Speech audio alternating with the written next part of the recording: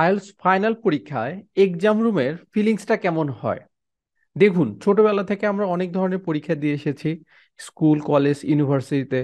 বিশেষ করে প্রায় 100% পরীক্ষার হলেই বা পরীক্ষা শেষ করেই মনে হয় যে আচ্ছা, এবারের প্রিপারেশনটা তো ভালো হয়নি, নেক্সট পরীক্ষার আগে এমন পড়া পড়বো যে বই খাতা সব ছিঁড়ে ফেলাবো। ওকে, কিন্তু যখন আমাদের এক্সামটা শেষ হয় আবার বাসায় যাই, আবার যেই লাউ সেই কদু।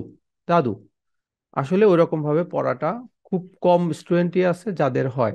ইউনিভার্সিটিতেও আমরা দেখেছি যে এক একটা সেমিস্টার যখন শেষ হয়, পরীক্ষার সময় মনে হয় আল্লাহ, আমি তো কিছুই পড়ি নাই, এবার যা ভুল হওয়ার হয়েছে, নেক্সট সেমিস্টার থেকে 5টা বা 4টা বা যে যে ইউনিভার্সিটি যার যেরকম করে হচ্ছে সাবজেক্ট নিতে হয়। আমাদের ইউনিভার্সিটি, ঢাকা ইউনিভার্সিটিতে যখন ফিক্সড ছিল প্রত্যেকটা সেমিস্টারই বিবিএতে 5টা করে সাবজেক্ট নিতে হতো এক একটা সেমিস্টারে, এমবিএতেও তাই।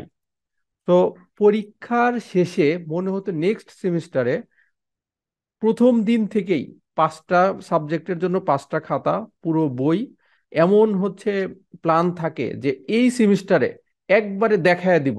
তো একটা দুইটা ক্লাস যাওয়ার পরেই এমন দেখান দেখায় যে তারে নিজেরই আর দেখা যায় না ক্লাসরুমে বা পড়াশোনায়। সো আইএলটিএস পরীক্ষার ক্ষেত্রেও তাই। পরীক্ষার হলের একবার একটু চিন্তা করে দেখুন যে আপনি লিসনিং পরীক্ষাটা দিচ্ছেন, আপনার লিসনিং এর প্র্যাকটিস কম থাকার কারণে বেশ কিছু বিষয় আপনি পারছেন না। রিডিং এর প্র্যাকটিস কম থাকার কারণে আপনি বিভিন্ন টপিক বা বিভিন্ন হচ্ছে কোশ্চেনের আনসার ঠিক মতো আনসার করতে পারছেন না। রিডিং হ্যাবিট না থাকার কারণে আপনার ট্রান্সলেশন বা মিনিংটা বুঝছেন না।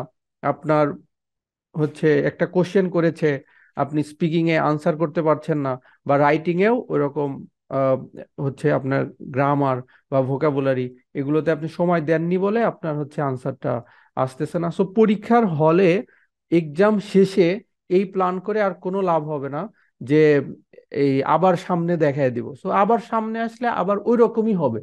So not planning for tomorrow and tomorrow, but tomorrow will never come in your life. So start from today, start from now. So আপনার যে প্ল্যান বা যেভাবে পড়াশোনা হচ্ছে করতে হবে, এখন থেকেই শুরু করুন, আজকে থেকেই শুরু করুন, যাতে আপনার পড়াটা শেষ হয়।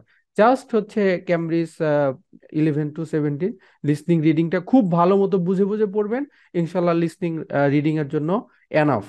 স্পিকিং আর রাইটিং এর জন্য যে কোনো একটা বই নেন, নিয়ে কমন কিছু কোশ্চেন স্যাম্পল আনসার গুলো আপনি একটু খাতা কলমে লিখে নিজের মতো করে প্র্যাকটিস করুন, এবং সেগুলোকে হাতে কলমে হচ্ছে লিখুন রাইটিংটা, স্পিকিংটা বলুন। সো আমাদের কাছে সবকিছু গোছানো আছে। জাস্ট গোছানো বিষয়টা আপনাকে দিলে আপনার পড়তে বুঝতে সহজ হবে। আসল কাজটা আপনাকেই করতে হবে, পড়াশোনাটা কিন্তু যত গাইডলাইন্স আছে ইনশাল্লাহ আমরা দিব। সো বেশ কিছু ম্যাটেরিয়ালসও আছে যেগুলো আমরা ফ্রিতে দিয়ে থাকি, যেমন রাইটিং এর টেমপ্লেট, স্পিকিং এর কমন ভোকাবুলারি। আপনি যদি আমাদের হোয়াটসঅ্যাপ নাম্বারে নক দেন 0956 165 432, সো আমরা আমাদের এই ম্যাটেরিয়ালস গুলো দিয়ে দিব। আর এছাড়াও আমাদের হচ্ছে ফুল আইএলটিএস কোর্সের ক্লাস হয়, শুধুমাত্র রাইটিং এর ক্লাস হয়, রিডিং, স্পিকিং। যারা ফুল কোর্সে আসবেন তারা মেইন ব্যাচের ক্লাসটাও পাবেন, আর অ্যাডিশনাল প্র্যাকটিস ব্যাচের ক্লাসগুলো পাবেন। এছাড়া আমাদের ইউটিউব চ্যানেলে রিডিং এর বাংলা অনুবাদগুলো দেওয়া আছে, এগুলো আপনারা অল্প অল্প করে একটু দেখতে থাকুন। দেখবেন যে এক সময় অনেক হচ্ছে পড়াশোনা হয়ে যাবে, বাট প্রতিদিন অল্প অল্প করে শিখুন।